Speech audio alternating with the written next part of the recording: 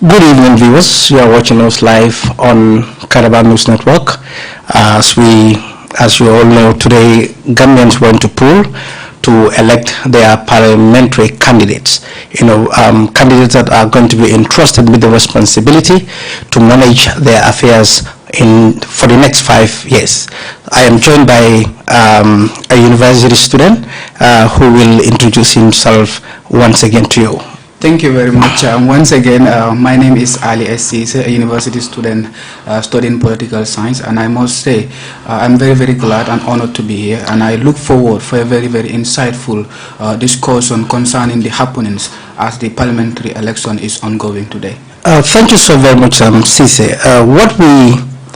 What we are told as media is because our reporters have been deployed to various polling stations across the country, we realize that the voter turnout in this election is very, very low.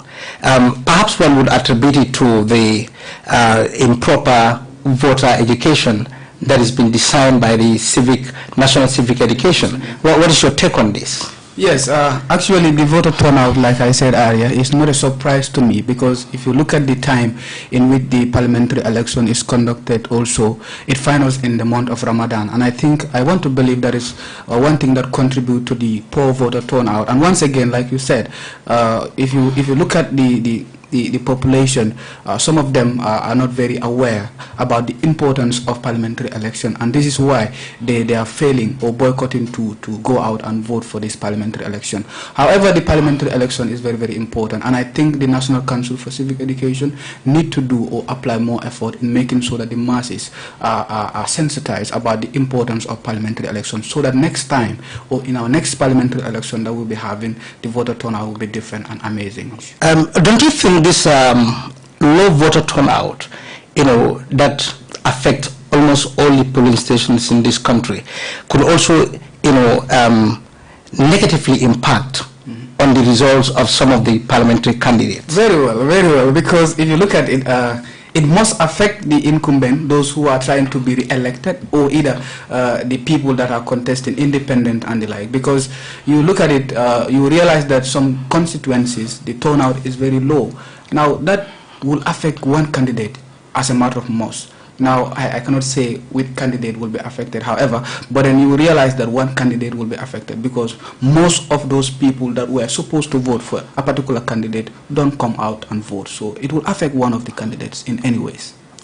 Some speculate that perhaps the citizenry, especially the electorate, have not much confidence in, politicians, and as a result, they decline to go and vote.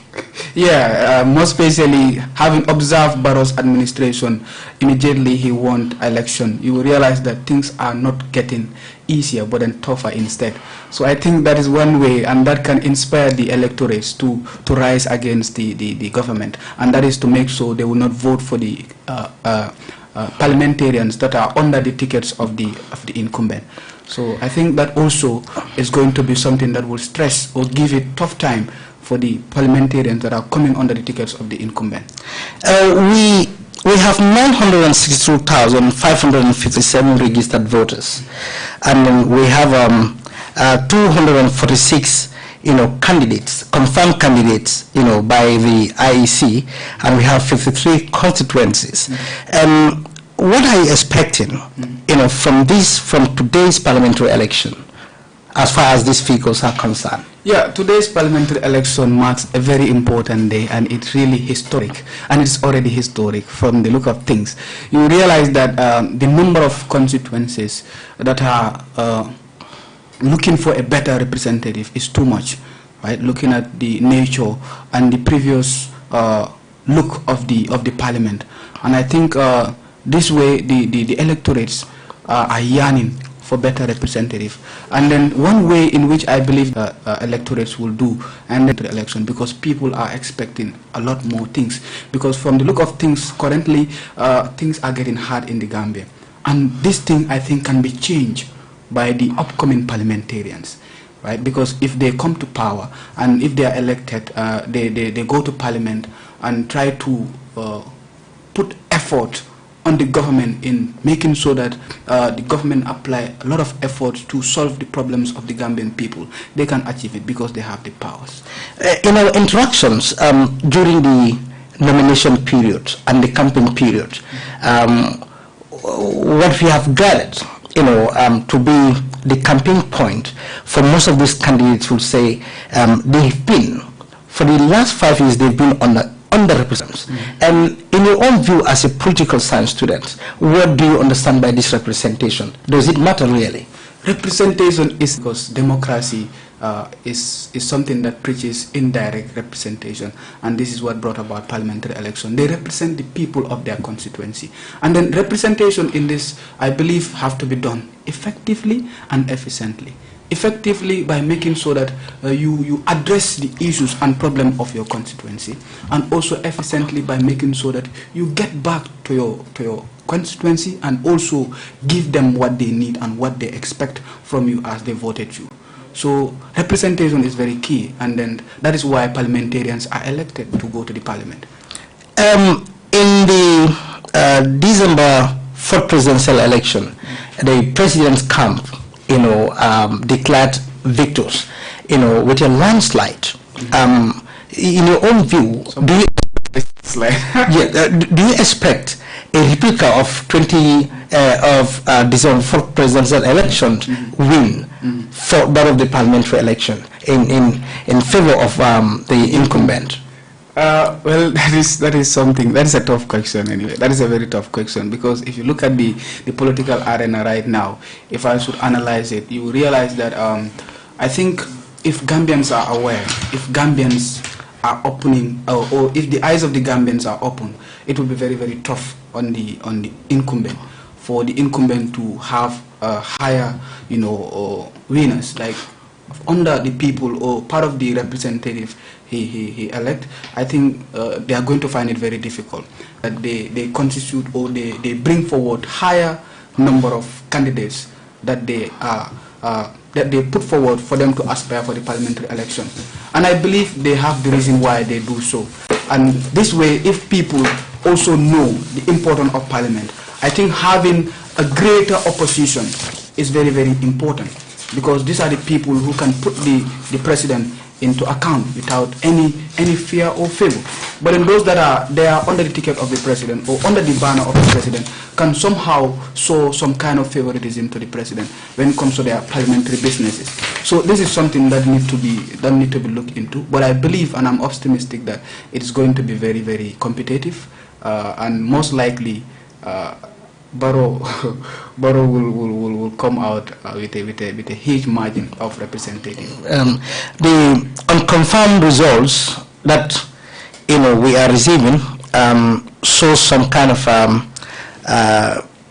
victory in favor of the opposition, but we would not announce that because we are not the body to announce. Well. So we have to wait for the Independent Electoral Commission to confirm those results and announce, and then before we could take it up from our own end.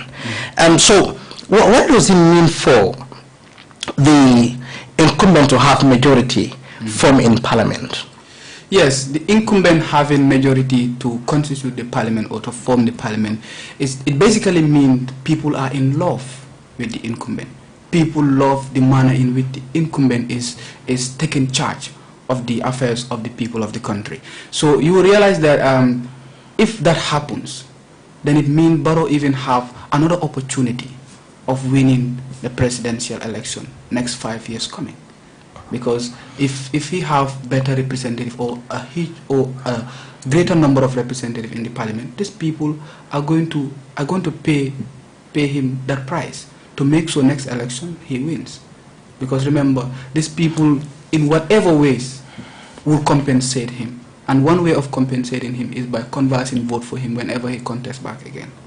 So when the governments went to poll today to elect their representatives, we can ask ourselves what are indeed some of the responsibilities of the people that we are sending to the parliament to represent us. That will take us to look at their oversight functions, and then we know that they are legislature and they are one of the powerful organs of government. Yes. Out of the three, organs of government. So could you please take us through some of the importance, cap that they wear as National Assembly members? Yes, like you said it earlier, that they are very, very important, and they are the second organ of government, which help the government in administration process and in making sure that the wishes and the aspiration of the Gambian people is being achieved. Parliamentary election is something which, when it is done well, for instance, if it is done well, the country is going, or most likely will develop when the representative of the people are elected wisely.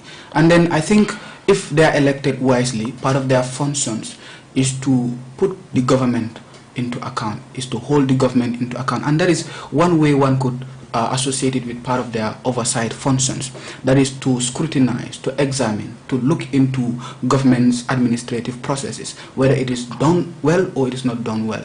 And if it is done well, they improve it. If it is not done well, they have the powers to make sure the government do what is expected. Governments are coming to also in the 6th Parliament. A lot have been said and done by the outgoing members of the Parliament. What do you expect to see, as a result of the election of these current members of the Parliament? Do you expect them to do more than their predecessors? Yes, I think Halifa Sallah, before leaving the Parliament, really addressed them very well. And I believe even those parliamentarians that are yearning to be re-elected once again, they will take note of that address from Halifa Sallah. And this, I believe, will motivate the parliamentarians, because I'm expecting, because if you look at the number of people or the number of candidates that are contesting for this parliamentary election, you have youths among them. And youths will basically change the status quo of parliamentary businesses. So this way, I am optimistic that the parliament, if people vote wisely, I will repeat, it will be very tough and it will be very interesting, because I know for sure that there are a lot of candidates out there who knows parliamentary business, who know how parliaments work, and if they are given the opportunity, they will do what is expected of them, and that will make sure that parliament look different from ever before. One of their key functions is to scrutinize government activities, also the budget, to decide on the budget and other things. Yeah. Have you, in your own view, have you ever seen the Parliament of the Gambia scrutinize those that are potential holders of public office in this country? If you go to Ghana, you go to other African countries, that is the best in the Gambia? Not verily in the Gambia, but I know for sure that ministers do go to the Parliament to answer questions. That is the question and answer session. And this way is one in which parliamentarians can hold ministers into account. But I believe too that they need to do more by not only engaging these people on question and answer session base, but then also trying to look into their credibility when they are being appointed by the president. Now, just take an example of the Office of the Ombudsman. When the president appointed a person, I think the parliamentarians did great by trying to look into the capabilities of that particular individual, and they declined that appointment. So I think that need to be commended. They have done great on that, and I think that also is very, very meaningful as part of their function. When you look at in the parliamentary elections or elections in general, one would assume that voting for one should be determined, should be influenced by the content, the substance of the agenda that the person presents. But if you look at our society, what you seem to see is mostly people will vote based on partisan interest. So should we vote for partisanship, or we should vote based on competency? Well, tribe is something. I will not say it's not important, but then we should not inculcate tribe when it comes to our politics, because I learned that in any given society, there are these three kind of people or type of people, one might call it. And number one is the idiot. The idiot is that person who don't mind about society. All they mind is their own personal interest. You understand? And then you also have somebody called the citizen. The citizen is that person who does not look just based on his interest, but in the general interest of the citizenry. And you also have this person called the tribe. And the tribe is that person who just look within the perimeter of his or her tribe. And this is why tribal people cannot do anything against their tribe. And I think if people will vote based on tribe, then it means they are not going to represent the greater percentage of the people, or the meaning of voting will be something that is going to be questionable, because you realize that a constituency does not only constitute one tribe but different tribes, and all the people under that constituency need to be represented well and not just focusing on a particular tribe. So voting based on tribe is something that is unadvisable, and I think Gambian people need to open up their minds now and know that one should not vote based on tribe, but one should vote based on the competency of an individual, based on the meritocracy of that particular individual, based on the potential of that particular individual, and also based on the wishes and the aspirations of that particular individual, what that person wishes to do for the constituency, but not just based on tribal lines and sentiments. I think favoritism, nepotism, and all these things need to be put aside, because that is not hygiene when it comes to politics. And politics is about looking at those right people that can basically serve for the greater good, and then not just people that will be there for the interest of their tribe, or for the interest of their friends or whatever. I think that need to be stressed. Voting based on tribal line is not something encouraging. Okay, viewers, like we were saying, this is your show today. We're trying to look at the parliamentary elections situation. Of course, we'll give you the results as they come in, but like we've said in the beginning of our conversation, we are not the right body to announce the results. That should be done by the Independent Electoral Commission, as they are the right body in charge of verifying and pronouncing the results that are collated, from the various polling stations.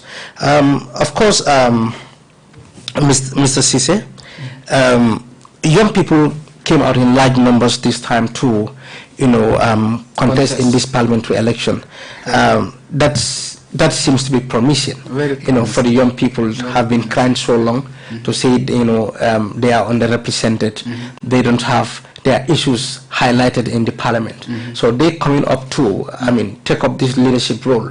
It's a good signal. Yeah, it's a very good signal, because I feel that time young people will be well represented. Just like females activists will say, I think the best time females can be best represented is when we have female representative. Likewise, when we have young representative also, they will be able to represent the youths best than the elderly people. I believe it's not about fighting for the elderly, they will not represent the youth very well, but I think the youths know the problems of the youth best, because he who feels it knows it. This is a common saying, and that's why I believe when youths are ready to take up the challenge and throw themselves in the political ring, it gives them the advantages to address certain things that are affecting youths directly, because they are youths, they knows it and they feels it. The Gambia Participates is one of the organs that looked at issues in the Gambia, especially irregularities that are characterized with the electoral process. They've highlighted some of the irregularities, such as the usage of government vehicles in the campaigns. They are of the view that government vehicle is a public vehicle, and it must not be used to support someone's political agenda. In your view as a political science student, is this not normal in democratic state? This is very abnormal, and I want to say at some extent it is even unconstitutional. if the government want to make it constitutional or other people view it as constitutional, but in my own view, I want to say it is abnormal, undemocratic, and unconstitutional, because the government vehicles and the fuel that help move the are all state resources. So that is a misuse of state resources, one can even say it, because the president need to be independent when it comes to parliamentary election. It is not presidential election. It's not presidential election. And the president is only sending representative under his party. So there should be no way in which the president should support his candidates by using state resources like government vehicles and also taxpayers' money, which is the fuel that is in those government vehicles. That is undone, that is undemocratic, and that is unconstitutional. And I think if the president is doing so, the IEC also need to look into this case and start addressing it and avoid such kind of things from happening. Because when this thing happens, it really undermines and criticizes the credibility of the election, and also how IEC handle the election processes both before and after. Because I think there are codes of conduct when it comes to election.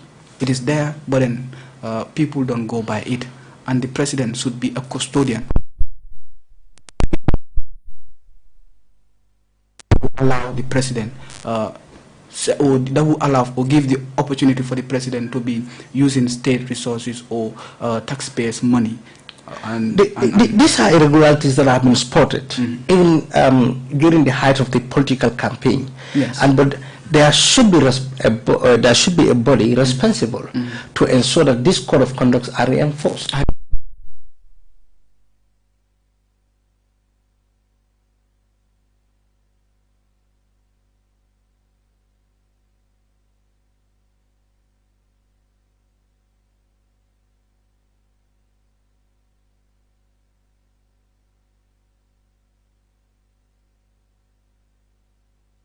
Constitution.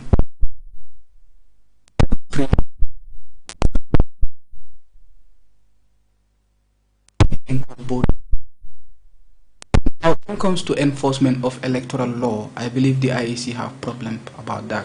I talk about this in several times or several occasions, that enforcement of electoral law is an issue, and therefore I think the IEC need a legal unit within the IEC which will help them interpret certain laws, and the interpretation of certain laws also will help them to enforce it very well, because you cannot enforce a particular law when you don't know the interpretation of that particular law. So I think the IEC is the very body responsible for enforcing these electoral laws, electoral codes and whatever, but then whether they are doing it is the question, and I believe if they are doing it, there is something lacking. They are not doing it as expected, because we can see lapses, we can see weaknesses that indicate that the IEC is not really enforcing electoral laws. There are many cases, I think. And we also do a quick flashback on the activities that governs the last presidential elections. The Gambia Participates highlighted some of these irregularities, which includes we have security officers that are partisan, in trying to execute their functions.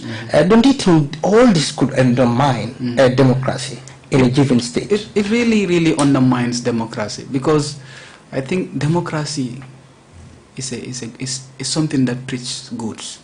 Democracy in its nature preach good, but in the true teaching of democracy is hardly practiced, and this is why many people criticize democracy as a political system.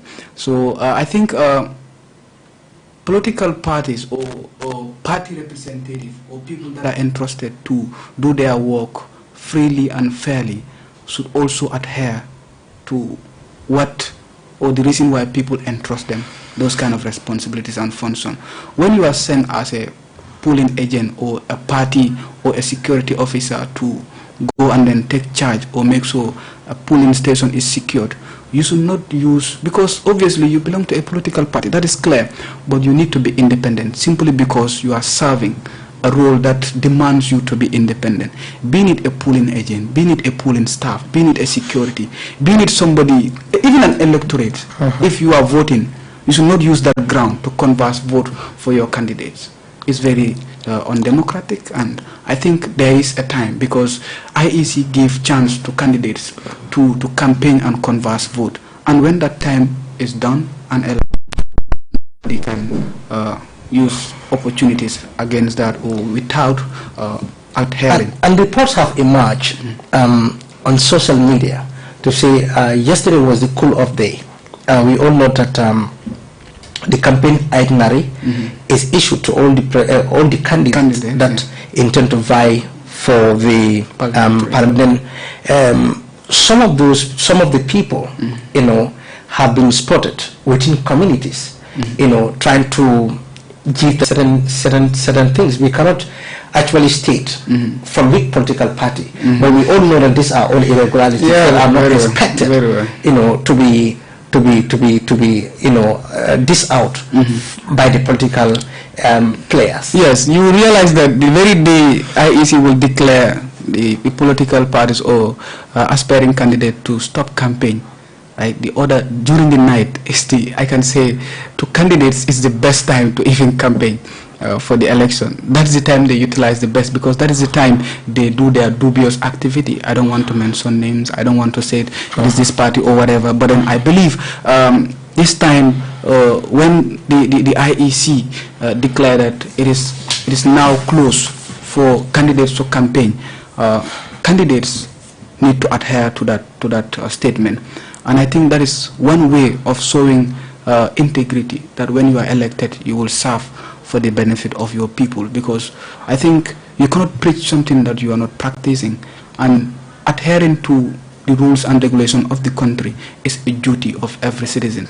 Now, as you said, we realize that in past parliamentary election, even in presidential election, you realize that the last day during the night before election day is always one of the most effective moments and time when candidates go out there and do their dubious activity to make sure they converse vote. However, I am also saying that the electorates need to respond to this action in a very sensitive and in a very crucial and important manner, because you realize that as an electorate, you don't have to support any candidate which is doing a dubious activity. My friend, you cannot accept a bag of rice from any candidate. This is telling you that the whole 5 period in which I am going to serve you, this is the bag of rice that you deserve. The rest is something, is his own or her own benefit, that candidate which is doing that.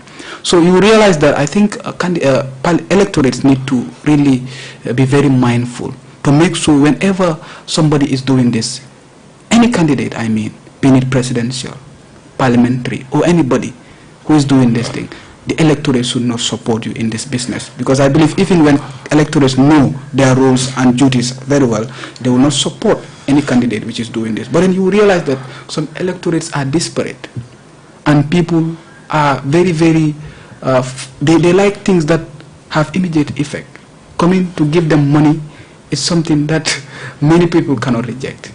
And this is one way in which some people that who likes doing dubious activity just to converse vote will take this opportunity. But I think it all boils down to discipline. Very well.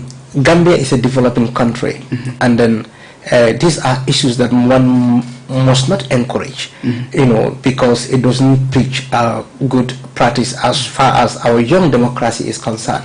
I think there should be a body that is responsible, you know, in addressing such an ill practice that is, you know, showcased by political players in this country. If it does not, what others, especially the budding politicians, you know, the young politicians that are coming up, could use that measure, you know, that practice as the best method, you know, to doing things, and that will definitely compromise our regulations that governs the entire electoral process.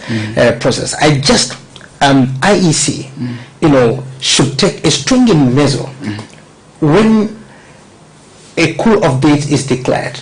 No political activity supposed to be undergone. You know, they have to cease all that activity. Obviously. So, but I guess the IEC have not, yes, you know, served such a very strong, you know, punishment to any Yeah, obviously. So No punishment is this is why the process is ongoing. No punishment is attached. Yeah, so because we have seen it in the presidential and also the by-election which happens in Nyamina. That was very true. People give different evidences that after or before the very day of the election, the incumbent came in and was really doing something dubious. I think after that, the IEC don't react and, give an immediate effect as per or in that action. Nothing comes out of it. They just leave it to go like that. And also the presidential election, similar thing happens. People talked about this thing, and then most of the time what people talks about too much with evidences, clear evidences, is true. That cannot be disputed. One have to respect it, and I think the IEC need to take that recommendation to start doing something. And I also believe Gambia participate. Part of their recommendation during the presidential election in their report is that the IEC need to have that unit which will be responsible in monitoring the activities of the political parties in making sure that they adhere to campaign codes and campaign ethics. So I think the IEC need to do more, and more is expected from them, and this is why people will challenge them and say they are incompetent. And again, another irregularity that has been highlighted by the Gambia participate is during the electoral process, especially the presidential election, you have various political party militants who want to influence the polling agents. That is corruption. In discipline and evidence of corruption. That is corruption. That is on play at the time. So don't you think all these things are things that will undermine and stain our democratic principles? Very well, without a doubt. And this is why people will have the opportunity to go out there and say the election was not fair, simply because they have seen elements that indicates that people were doing dubious activity in the election process. And some of these issues, the IEC will not have that capacity to realize them. But it's only the Gambian people that are directly affected, and also Gambian people who witness such events or occasions who will know that something happens which is very undone. And when they voice it out, people will be like, it is something, it's a lie or whatever. Well, people, sometimes do their things to cover up, and many people, when they are doing their dubious activity, they cover themselves up. Now, covering themselves up is by preventing, to make sure that bodies which that if they happen to see them doing this thing, it will be disclosed and everybody will attest to the fact that they were doing it. They will try to make sure they deviate them and avoid those people from seeing them. Now it is the Gambian, it is the masses, people like me, when I am not a police officer, I'm not a polling agent, I'm not a polling staff, I'm not even an IEC representative. When I happen to meet such things happening, my actions or my effort to stop it will be baseless and useless. And sometimes when I even have to disclose it, it will bring chaos and problem. And people are advised to go out and vote peacefully and go home. I think the IEC... I think when we also look at the role of the National Assembly, these are people that are to represent. They are indeed coming from different areas, different constituencies. Those are the people that vote them, directly. But indeed, they are representing the whole nation in that office, in that building. But what many people query is the National Assembly, especially the members of the Parliament, will represent their parties instead of their party interest in the Parliament, instead of the interest of the nation in the Parliament. What do you take of these allegations?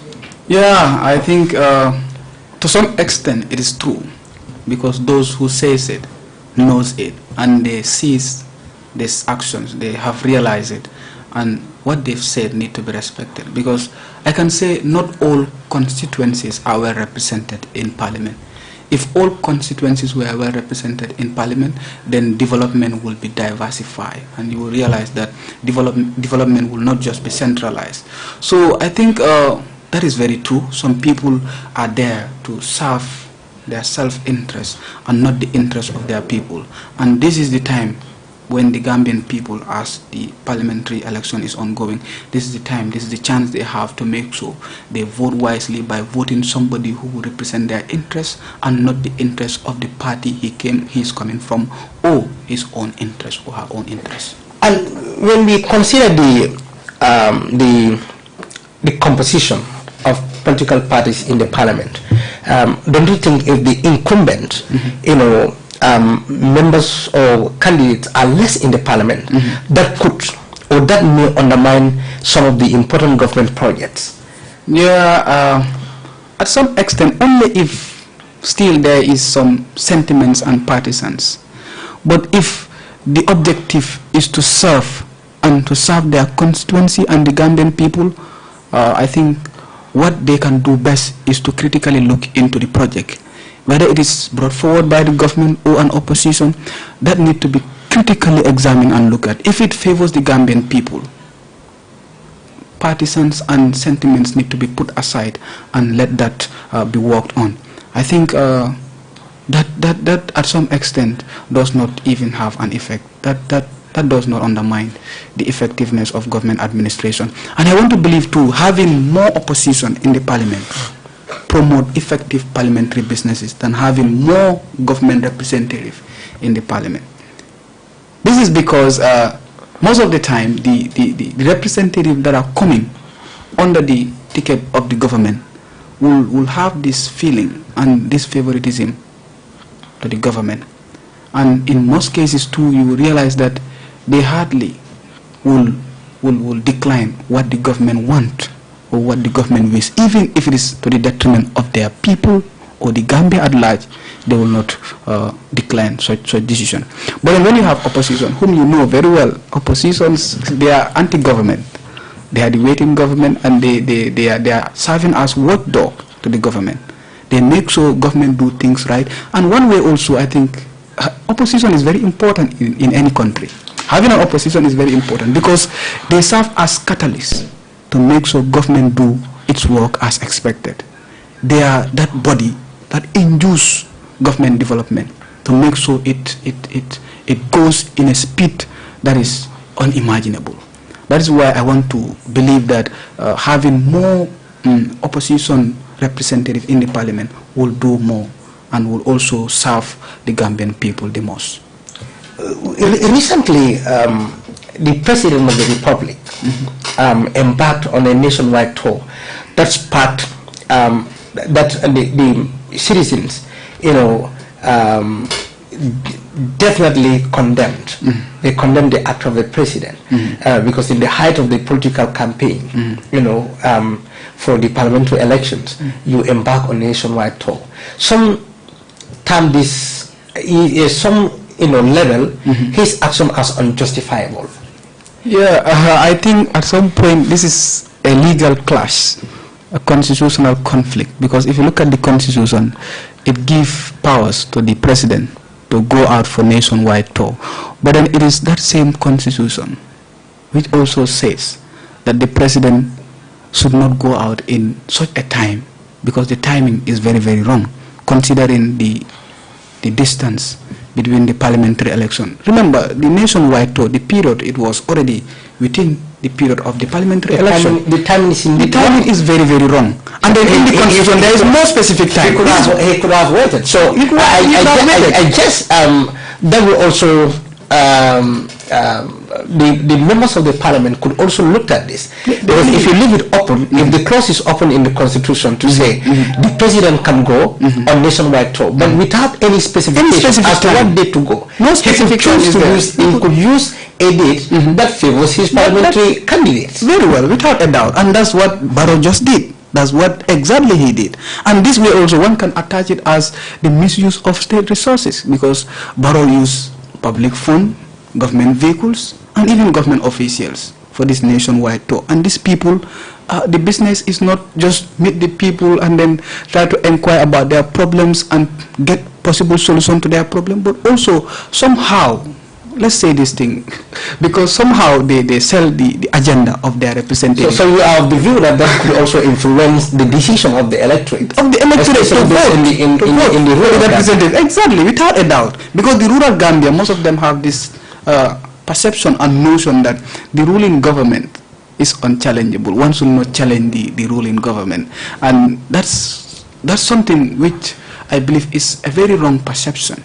And the National Council for Civic Education and even political parties need to start injecting awareness in the minds of the electorates to make sure that, like, the ruling government is ought to be criticized critically and also wisely and genuinely, because if the ruling government is not criticized, they will not do their work as expected. And this criticism sometimes give them the opportunity and the latitude to do more. Remember, people need more and more and more and more development, and as much as development is concerned, nobody will never say it enough for development. I've not seen America today. People call America the most developed state, but America still is struggling to develop more. And every day, any president who comes in, you are yearning to develop more so that America can be in another and different level. And I think Gambia, we need to start moving progressively. Development is something that is progressive, and the government cannot develop progressively if we don't criticize the government, if we don't look at the weakness of the government and disclose it, and also finger point them and say this is undone, this is something that is unaccepted, and one need to avoid it. You have to do this, you have to make sure you apply this, you have to make sure you approve this, you have to make sure you implement this. If that is not done, then development will not come in. And this is mostly done by opposition parties. This is mostly done by the oppositions, people that are against the government, but not the people that are with the government. Because remember, the people with the government always justify and always defend the actions of the government, because they feel like if they don't justify or defend the government, they are undermining, or they are somehow against the government, and they may fear losing some of their positions, and also that opportunities of getting more and more positions under the government. So that is something. Thank you so very much. We come to the draft constitution that has caused a lot of controversy and sparked public debate among people from different walks of life. Gambian anticipated to see a new constitution that dictates the programs and whatever of the Gambia. But we saw that the state resources, the taxpayers' money have been injected into an exercise that end up in the drain. Do you expect, a reviving of the draft constitution under the new parliament? Yes, I'm very optimistic, because I attended and watched different parliamentary debates, both at the QTV parliamentary debate and also the National Council for Human Rights Development, or the National Council for Democratic. I think some of these institutions did facilitate some political debate. And as I watched these debates, this is a question that was posed to parliamentary aspiring candidates, and most of them answered the question that if they are voted, they will make sure the draft constitution come into play. And some of them also anticipated that if they were in the parliament, that draft constitution will have passed. So that is something promising. And some also said, or give a different divergent view, that even coming up with a draft constitution does not worth it.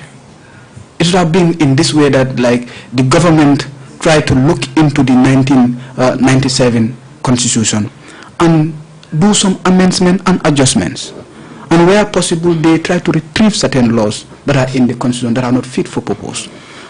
So I think the parliamentarians now, particularly the aspiring candidates, those that are right now in a state of dilemma, anticipating to go to the parliament, are of the view that when they go to the parliament, the draft constitution will come into play. But one would say these parliamentary candidates will use the issue of the draft constitution and other areas to converse for votes, and when they are there, they tend to neglect.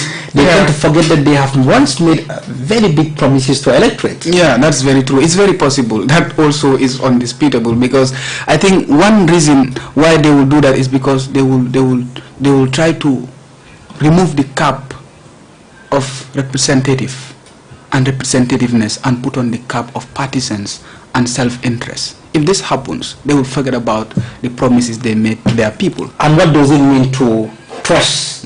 You know, to betray the trust of the people that put you in office? Because if you don't deliver the way you expect to deliver, you betray their trust. And what does that mean? That means you don't vote to even go back and seek vote to those particular people. And I think the people have this power. The people have this power to make sure if a parliament do not do much as expected, they will call you back and then try to remove you out of office and put somebody who is competent. But this never happened in the Gambia.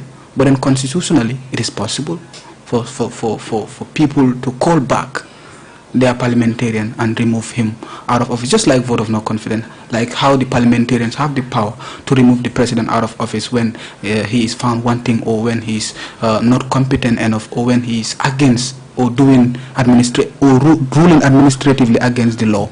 So I think, in fact, that defines that indeed the members of the parliament or legislature is the most important organs of government, is the most powerful organs of government, when they are bestowed with the responsibility and powers to at least dismiss the president from the office. Yeah. Could you please go into the details? Yes. I think this power is given to them constitutionally. We realize that the parliamentarians are the people who makes law, and yet it is this same law which empowered them. It is the same law that empowered them. And if they don't mind also, if the parliamentarians don't mind, it will be that same law that will empower the president. Once again, it is very possible, despite that they are there to serve the interests of the president. But if they are there to serve the interests of the people, you will realize that they will have powers more than the government. And I think obviously it is clear that the parliamentarians are more powerful than the government. Just take an example. When Halifa Sallah was given the opportunity to serve as a minister in Barrow's administration 2016, he declined that gift. Imagine, people think that being a minister is one best way of serving your country. That is the idea of the masses. But the man believed that serving under the parliament is one of the best way of serving your people, as it is the most important organ of the government that scrutinize the activities of the government. In another sense, they are the parliament. The other organs of government are answerable to the parliament. Yeah, remember we have something called supremacy of parliament. Supremacy of parliament clearly spells out the parliaments have the power constitutionally to look into the activities of the other organs of government, and that also bring balance of power. And I think that will take me to my next question. Could the members of the parliament, considering this too much of powers that is invested in them, could they abuse their powers in certain aspects? Yes, they can really abuse their powers. They can abuse their powers, just like the powers given to them to vote for bills for it to become a law, and the powers that is given to them to vote the draft constitution as a means of making a law.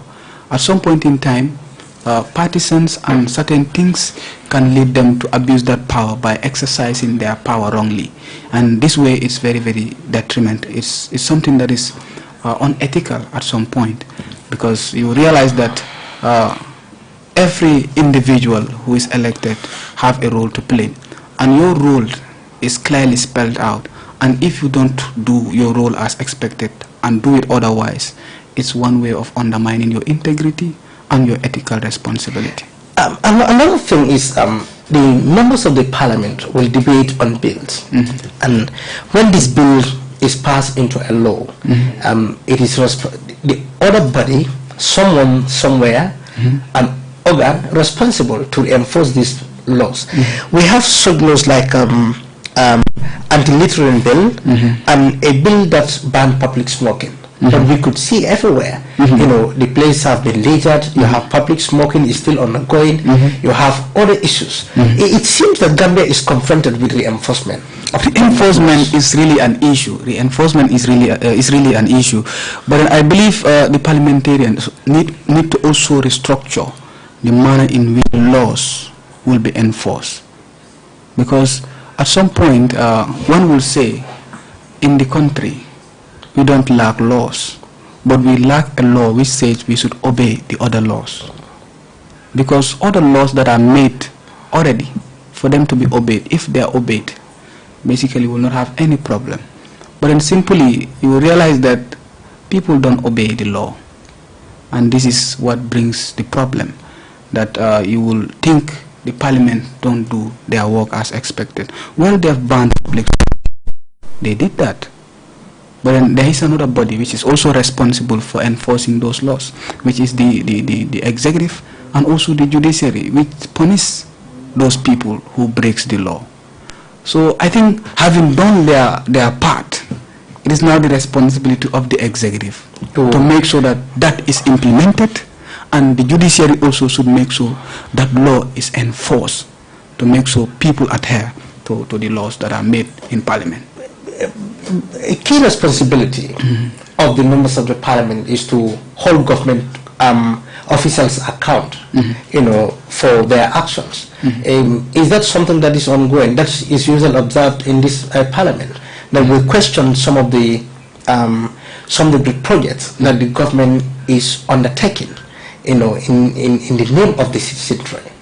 Yes, I think the parliamentarians right now, they have a lot more things to do, because if you look at the country, it is in a, I will not say, I don't want to use this word anyway, but the country is in a very difficult state right now, and it is the parliamentarians that can save the country into the direction which is unpromising, which the country is taking as we speak. And one way of doing that is by making sure they check the government and put the government into account, to make sure whatever the government is doing is for the greater interest of the Gambian people and not just the interest of the government. They have that power. Constitution gives them that power to do so. Now the only problem is to enforce that power, is to implement that power. And I think if parliamentarians know their duty very well, they will really implement and enforce that law or those powers vested on them as a matter of ethics. Okay. Yes. Thank you so very much, viewers. That brings us to the end of this discussion. We're now going to wait for the results to chip in from the Independent Electoral Commission. As the results come, we'll also come back here to analyze some of the results, and whatever information will be shared with the members of the public. Thank you so very much. I was your host, Alkari Cham, and my friend, my guest today is Mr. Sise from the Political Science Department of the University of the Gambia. Thank you.